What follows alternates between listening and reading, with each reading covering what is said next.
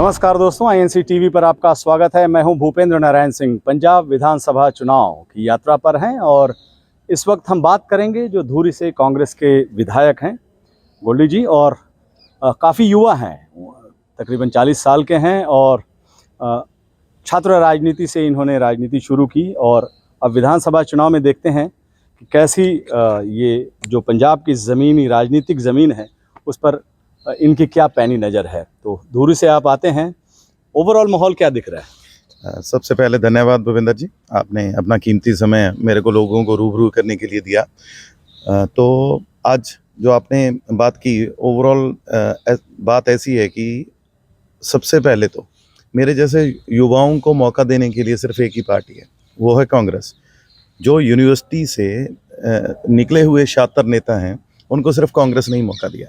तो यहाँ पे यूथ जाएगा तो सभी, यानी कि पूरा सिनेरियो जो पंजाब का युवा का बनेगा तो वो उसी पार्टी के साथ बनेगा ना, जो उनके रिप्रेजेंटेटिव को आगे प्रमोट आप जिस इलाके से आते हैं उस इलाके में ये कहा जाता है कि आम आदमी पार्टी का प्रभाव है और लगता है कि भगवंत मान आपके खिलाफ चुनाव लड़ने वाले हैं। हाँ बिल्कुल, 2017 में भी काफ़ी प्रभाव था इनका, लेकिन सीट निकली तो भगवंत मान जी मेरे खिलाफ लड़ेंगे। मैंने 2017 के उसको डाटा को ही लेके देखा था कि ढेर सारे विधायक थे उनके। हाँ जी, अब वो पता नहीं कहाँ गए, मुझे उस पर आप ज़्यादा टिप्पणी कर सकते हैं। हाँ बिल्कुल। देखो, सबसे पहले क्या होता है कि हम एक फैमिली हैं, पार्टी एक फैमिली होती है, ठीक है ना।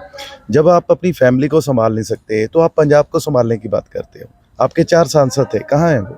आपके एमएलएज थे, कहाँ हैं वो? ठीक है ना।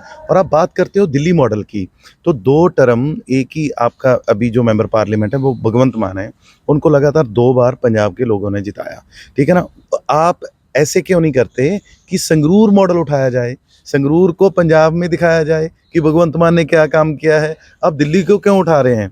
आपके पास रहे हैं ना 10 साल, आपके पास, आपने कोरोना में क्या काम किया, आपने कहीं कोई स्टेडियम बनाया हो, कहीं कोई छोटा मोटा कोई ग्राउंड बनाया हो, आपने वो क्या कहते हैं मोहल्ला क्लिनिक, आपने किसी गांव में कोई क्लिनिक बनाया हो, आपने एजुकेशन के क्षेत्र में कोई काम किया हो। और वो चुटकुले तो सुनाते हैं। हाँ, बस वही एक ही उनमें 2 चीज़ें हैं उनमें, आपको पता है क्या क्या है, ठीक है ना। वो नशा मुक्त भी करना चाहते हैं ना, उस पर बात नहीं करेंगे क्योंकि अब वो उस पर हम नहीं बात करना चाह रहे हैं। वो नशा सारा खुद ही कंज्यूम करके नशा खत्म करने की बात कर रहे हैं, ठीक है ना। तो वैसा सीएम क्या करेंगे? हमारे सीएम थे, ये 111 दिन उन्होंने काम किया, सिर्फ रात को 1-1.5 घंटा सो रहे थे वो।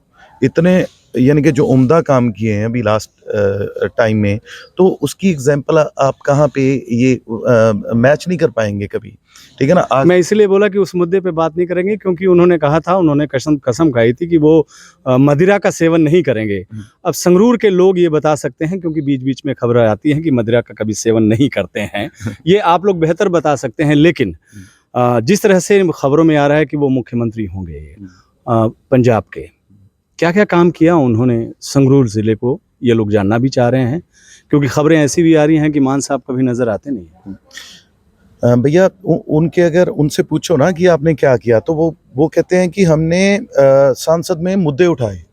लेकिन अगर उनसे पूछो कि आप यहाँ पे क्यों किसी सुख दुख में, या किसी स्कूल के फंक्शन में, या किसी ग्राउंड में, या कभी सड़कों पे आप दिखे ही नहीं, कोरोना के टाइम आप दिखे नहीं, आप कहाँ थे? तो वो यही चीज़ बोलते हैं कि हम तो यार सांसद में। मैंने उनसे पूछा कि यार 365 दिन सांसद चलती रहती है, ठीक है ना। तो उन्होंने कुछ किए ही नहीं। तभी तो मैं बोल रहा हूँ कि दिल्ली मॉडल को छोड़ के उनको संगरूर मॉडल दिखाना चाहिए कि उन्होंने क्या किया। संगरूर मॉडल ने, कांग्रेस ने काम किया। चलिए, मैं अब जानना चाह रहा हूँ कि दलबीर सिंह गोल्डी ने क्या किया। हाँ बिल्कुल, मेरे 74 विलेजेस हैं, 57 में वॉलीबॉल ग्राउंड मैंने बनाए हैं अभी 2017 के बाद। वो इसलिए क्योंकि पंजाब खेलों में जाना जाता है। बिल्कुल, और मैं खुद भी एक स्पोर्ट्समैन हूँ। 2 ट्रैक हमने ऐसे तैयार किए हैं, यहाँ पे जैसे भर्ती होती है, आप फौज में जाना चाहते हो, आप पुलिस में जाना चाहते हो, उन नौजवानों के लिए सेंडर ट्रैक बनाए हैं मैंने 2, ताकि एक हमारी यूनिवर्सिटी कॉलेज था, वहाँ पे 150 स्टूडेंट था और वो सिर्फ बीए वहाँ पे पढ़ाई जाती थी। आज वहाँ पे सिर्फ 3 साल में 1800 प्लस स्टूडेंट हैं और सारे कोर्सेज उस यूनिवर्सिटी में हैं, ठीक है ना। पूरे के पूरे जितने मेरे स्कूल्स हैं प्राइमरी, अगर आप मीडिया को वहाँ पे लेके आना चाहते हो तो मोस्ट वेलकम, आपको सारे स्कूल स्मार्ट स्कूल मिलेंगे। और 7 स्कूल हमने अपग्रेड किए हैं इस लास्ट टेन्योर में। और ये सारी चीज़ें मैं कैसे कर पाया? क्योंकि मैं युवा हूँ, मेरा जो पूरा करियर है, मेरे को मेरे पेरेंट्स ने चंडीगढ़ भेजा पढ़ाई के लिए, तो मैं एजुकेशन पे इसलिए काम किया, स्पोर्ट्स पे मैंने काम किया। शायद इसीलिए पंजाब जो है ये एजुकेशन के मामले में एक पिछले साल डाटा आया था कि हाँ, नंबर 1 था स्कूल में, जब मिस्टर विजेंद्र सिंगला जो थे उस वक्त वो शिक्षा मंत्री थे। हाँ बिल्कुल। हमारा नंबर 1 इसीलिए आया क्योंकि बहुत उम्दा काम किए हैं हमारी पार्टी ने उस पे। देखो, एक सिस्टम जब बिगड़ जाता है उसको ठीक करने में थोड़ा टाइम तो ज़रूर लगता है, और हमने पूरे 5 साल इस चीज़ पे लगाए हैं। और अभी आप अगर 2017 की पहले कोई फ़ोटो देखोगे, तो आज आप स्कूलों की फ़ोटो देखोगे तो आपको बिल्कुल क्लियर नज़र आएगा कि कितना पहले से बेहतर हो चुके हैं। और ये नेगेटिव जो पार्टी है ना, आम आदमी पार्टी, ये नेगेटिव थिंकिंग है, ठीक है ना। ये लड़ाना चाहती है, कभी धर्म पे लड़ाती है, ठीक है ना, कभी कुछ करती है, और दिल्ली में कुछ नहीं करना। मैं पूछना चाहता हूँ कि किस किसान का बिजली का बिल इन्होंने दिल्ली में फ्री किया? एक भी किसान का नाम बता दें, एक भी किसान का। फिर ये बोलते हैं कि हमने विमेंस को, हमारी बहनों को, हमारे जो 18 साल के प्लस है उनको 1000 रुपया ये पेंशन देंगे।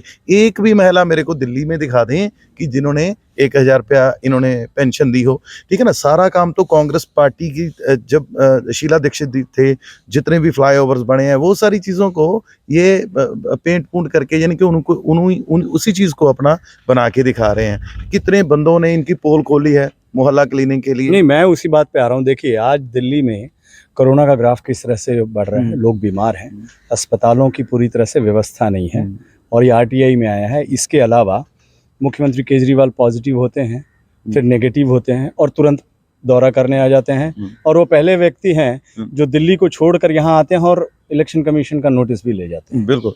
ये मैं तो कहता हूँ कि सबसे बड़े अगर ड्रामेबाज का खिताब किसी को मिलना चाहिए ना, तो वो इनको मिलना चाहिए, ठीक है ना। पहले ये बोलते थे कि मैंने कोई वीआईपी सिक्योरिटी नहीं लेनी, मेरे को कोई सरकारी बंगला नहीं चाहिए। एक भी चीज़ पे ये मेरे को बताओ कि ये खरे उतरे हैं एक भी चीज़ पे। आप बताओ कि जिनकी सरकार आने वाली है, ये बोलते हैं कि हमारी तो 100 सीटें आ रही हैं। जिनकी सरकार आने वाली है, भाई साहब, उनके 10 एमएलए छोड़ के जाएंगे 1-1.5 महीना पहले, ठीक है ना। उनके 4 सांसद का, और इल्ज़ाम भी, गोल्डी साहब, हाँ। इल्ज़ाम भी पार्टी पर लगातार लग रहे हैं, राघव चड्ढा पर भी लग रहे हैं, और लोगों ने, जो आम आदमी पार्टी के फाउंडर मेंबर हैं, जो अच्छे ओहदे पर हैं, उन लोगों ने पार्टी पर बोला कि ये अटैची लेकर इन लोगों ने लोगों को टिकटें दी है। मैं मेरे सीनियर, मेरे यूनिवर्सिटी के सीनियर, एक मोहाली से टिकट मांग रहे थे, खरड़ में टिकट मांग रहे थे, युवा नेता मेरे जो यूनिवर्सिटी में, और इलेक्टेड प्रेसिडेंट थे वो, जैसे मैं हूँ, आम आदमी पार्टी से टिकट मांग रहे थे।